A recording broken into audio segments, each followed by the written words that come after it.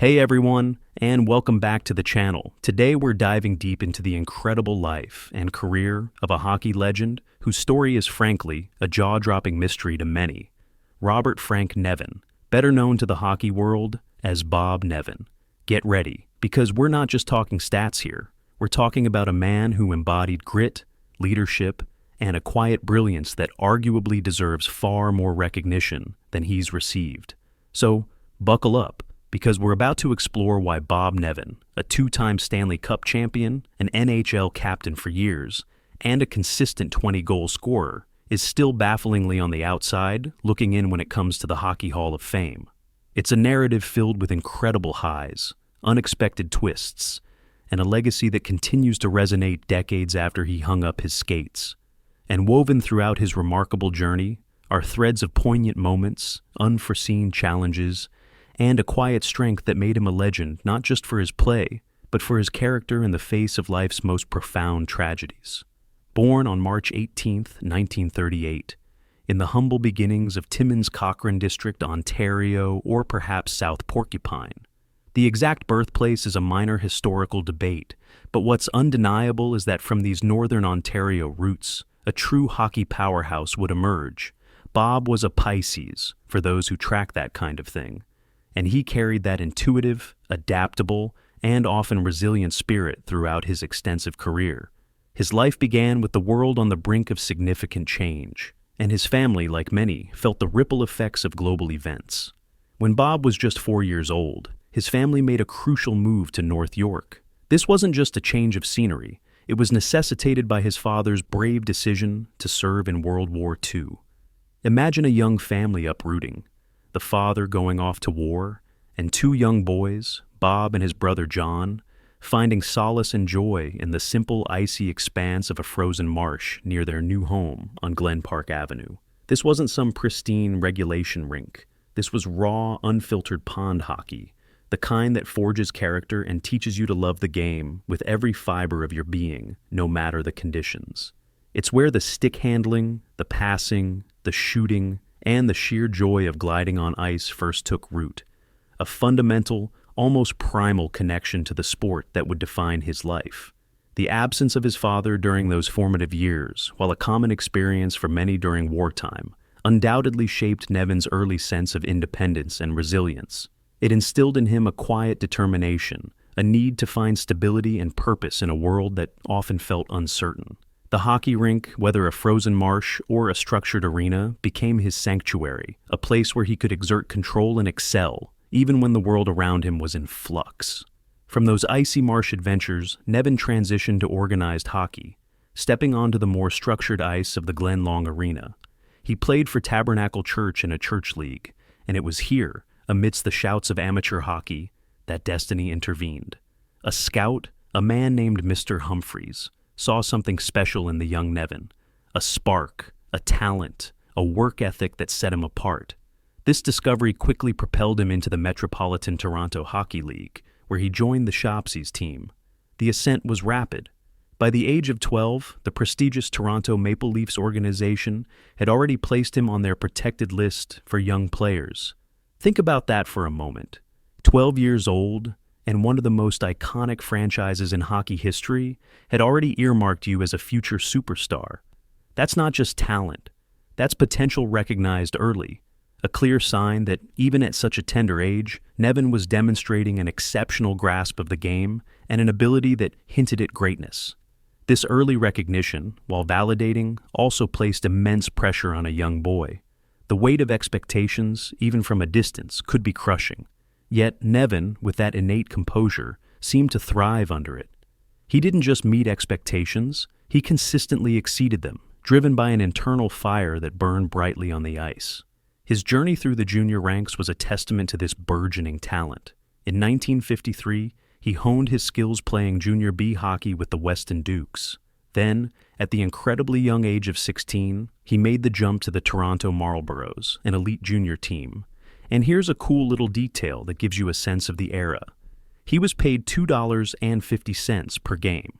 While that might seem like a pittance now, for a teenager in the 1950s, it was a legitimate step into professionalized sports, a small but significant acknowledgement of his skill. The 1955-56 season with the Marlboros was a breakout year for Nevin, as he lit up the scoreboard with 34 goals and 65 points in just 48 games.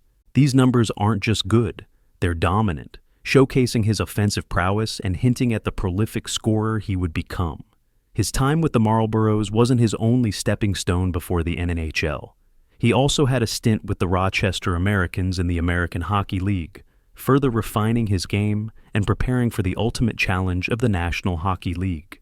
The transition from junior to the AHL and then to the NHL was a rigorous proving ground. Many talented junior players falter at these higher levels, unable to adapt to the increased speed, physicality, and mental demands. But Nevin, with his robust build and keen hockey sense, navigated these transitions with remarkable ease, absorbing every lesson and growing with every challenge.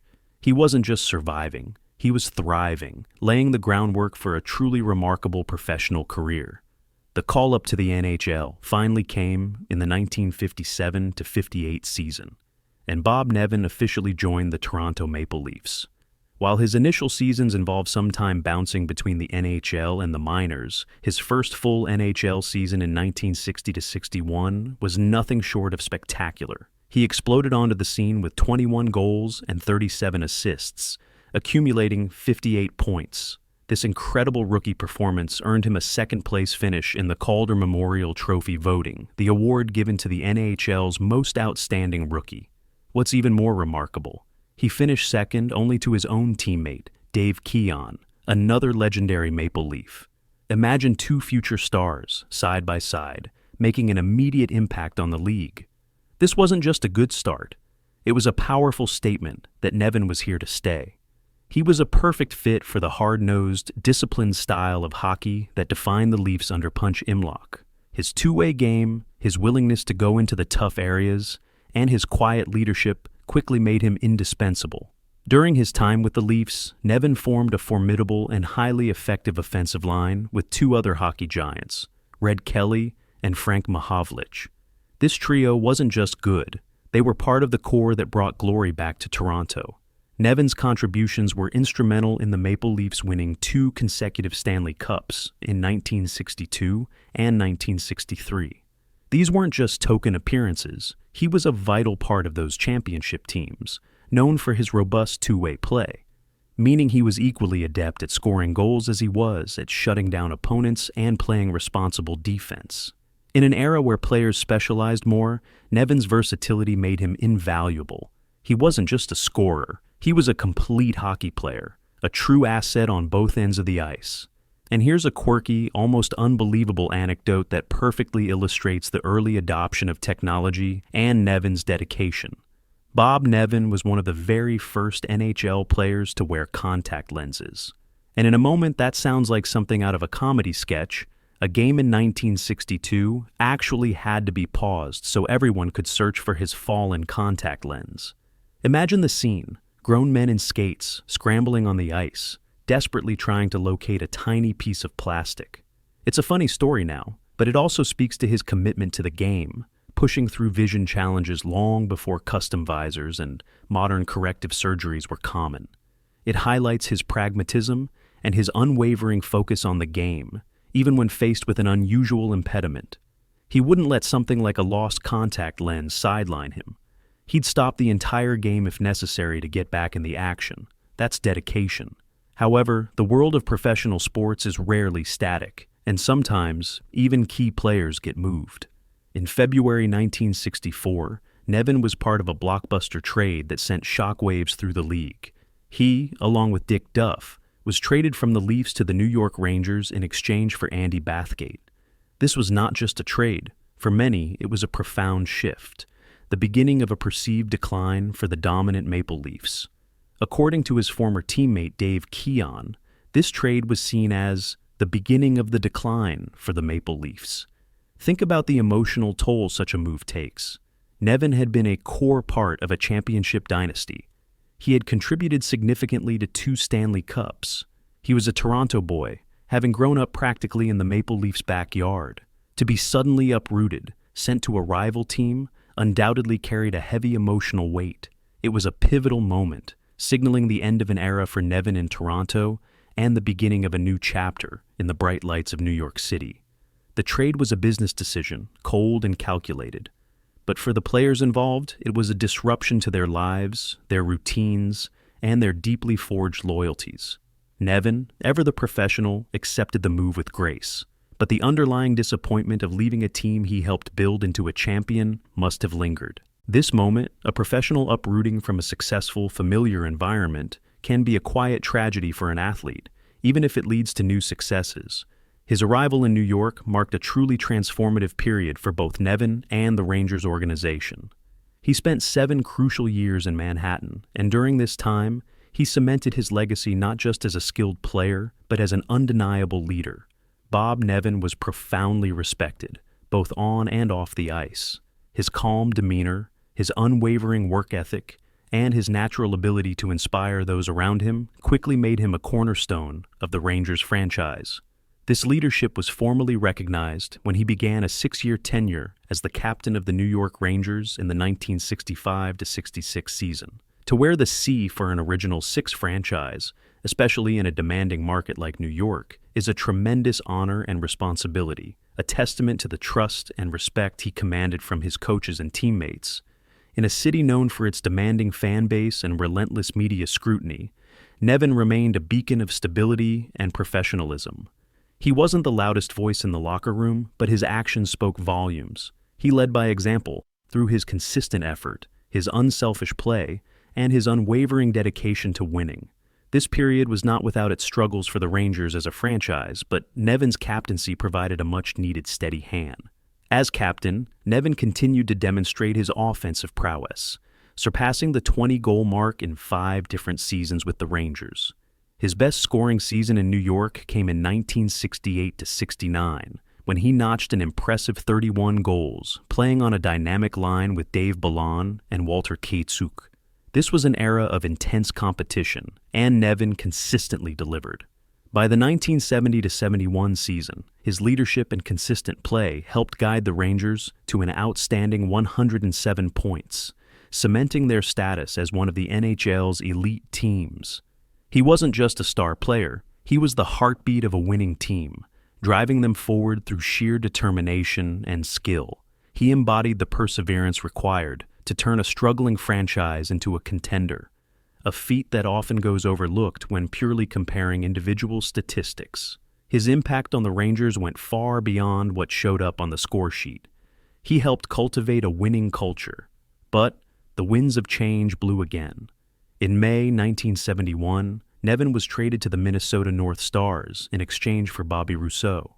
Despite the change of scenery, his impact remained undiminished. In Minnesota, he continued to showcase his exceptional leadership and his renowned two-way play, demonstrating that his skills translated seamlessly across different teams and systems. He was a veteran presence, guiding younger players and maintaining his high standard of performance. Moving at this stage of his career, while still effective, means constantly adapting, finding new homes, building new relationships. It's a testament to his character that he consistently thrived wherever he went, proving his value far beyond just his stick handling or shooting. His journey in the NHL continued in 1973 when he was selected by the Los Angeles Kings in a reverse draft on June 13th. This move brought him to the West Coast, where he proved once again that age was just a number. After a few years away from the milestone, Nevin reached the 20-goal mark once more in his first season with the Kings, proving his scoring touch hadn't left him. The following season, 1974-75, was arguably the pinnacle of his individual offensive output. He recorded a career-best 72 points and equaled his single-season goal record with 31 goals. That same year, the Kings, largely fueled by Nevin's veteran leadership and scoring, achieved a club record with 105 points. This was a remarkable feat for a player in the twilight of his NHL career, demonstrating his enduring skill and adaptability. He was a true professional, consistently performing at a high level and elevating the play of those around him.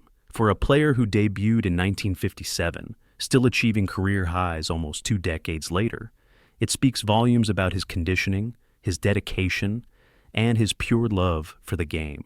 He defied the aging curve that so many athletes succumb to, extending his prime far longer than expected.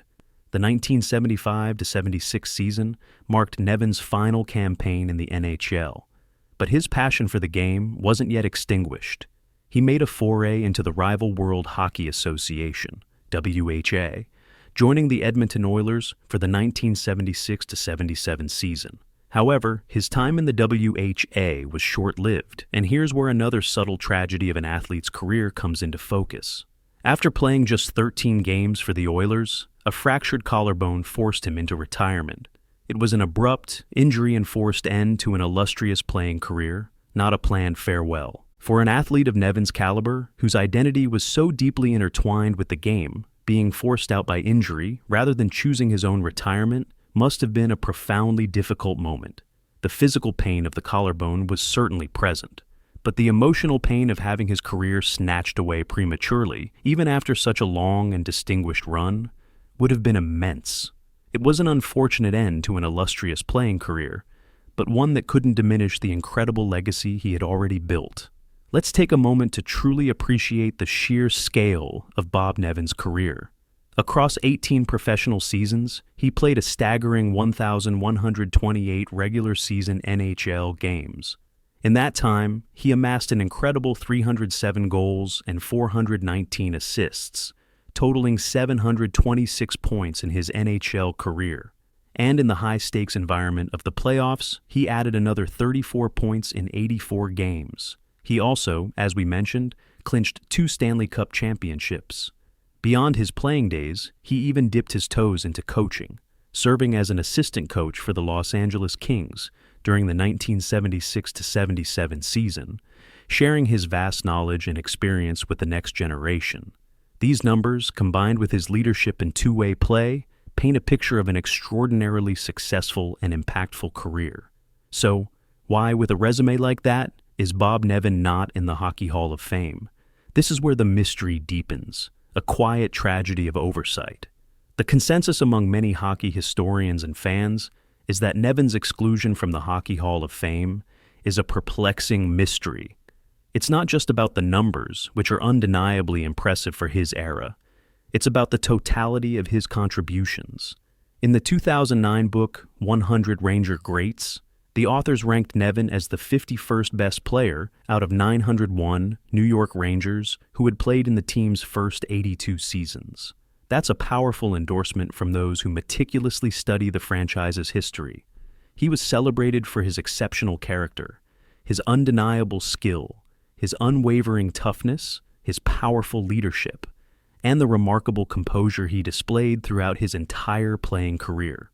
These are the intangible qualities that define true greats, the attributes that elevate a player from merely good to truly legendary. He was a player's player, a coach's dream, and a fan favorite. He consistently delivered, day in and day out, for nearly 2 decades at the highest level of the sport.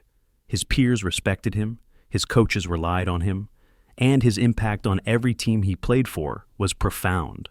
The Hockey Hall of Fame is meant to enshrine the very best, not just statistical anomalies, but those who shaped the game and left an indelible mark. Nevin certainly fits that description. The fact that he remains outside is a disservice to his incredible achievements and the significant impact he had on multiple franchises, particularly the Rangers. It's a quiet tragedy of an incredible career that hasn't received its full deserved recognition in the pantheon of hockey legends. Bob Nevin passed away on September 21st, 2020, at the age of 82 in Toronto, Ontario. His passing was attributed to complications from dementia and cancer, a somber and profoundly tragic end for a man who had dedicated his life to a sport that requires immense physical and mental fortitude. This is perhaps the most personal and heartbreaking tragedy of Nevin's life. Dementia, a cruel thief of memory and cognition, slowly erodes a person's identity. For an athlete whose career was defined by sharpness, quick thinking, and physical prowess, battling a degenerative neurological condition is an unimaginable challenge. We don't have details of his struggle, but knowing the nature of dementia, it would have been a prolonged and difficult fight, robbing him piece by piece of the very essence that made him Bob Nevin. The added burden of cancer, another relentless and often unforgiving disease, compounded the suffering. His passing, while at the venerable age of 82, marks the culmination of these private, devastating battles. Even in his later years, the memories of his on-ice brilliance persisted for those who had the privilege of watching him play. But the quiet struggle behind the scenes is a stark reminder of the fragility of life, even for those who seemed invincible on the ice. This final battle, fought with dignity and quiet courage, adds another layer of poignancy to his story.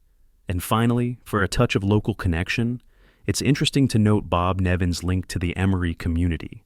His brother John Nevin's daughter, Tracy, married Sean Delaney, the publisher of the Emery Village Voice.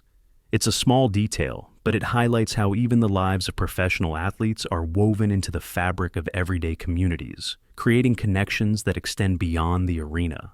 These personal ties ground the larger-than-life figures in the reality of family and community, reminding us that behind every hockey legend is a human being with roots, relationships, and a life lived off the ice. Bob Nevin's story is a compelling reminder that sometimes the true measure of greatness isn't always reflected in the most prominent accolades. He was a quiet force, a consistent performer, and a true leader who left an indelible mark on every team he played for. His 2 Stanley Cups, his long tenure as an NHL captain, his consistent scoring, and his exemplary character all point to a player who embodied the best of hockey. The early challenges of wartime, the sudden dislocation of a trade, the injury that ended his career, and the final, private battle with illness. These are the human elements that add depth and pathos to an already impressive narrative. So, the next time you're discussing the all-time greats, remember Bob Nevin, the unsung hero whose legacy continues to challenge the very definition of what it means to be a Hall of Famer. He played the game the right way, with heart, skill, and an unwavering commitment that deserves to be celebrated. And his life, both on and off the ice, serves as a powerful testament to resilience in the face of adversity. What do you think about Bob Nevin's case for the Hockey Hall of Fame, especially considering the full breadth of his career and personal challenges? Do you believe his contributions warrant induction? Let us know in the comments below, and don't forget to like this video and subscribe for more deep dives into the world of sports history.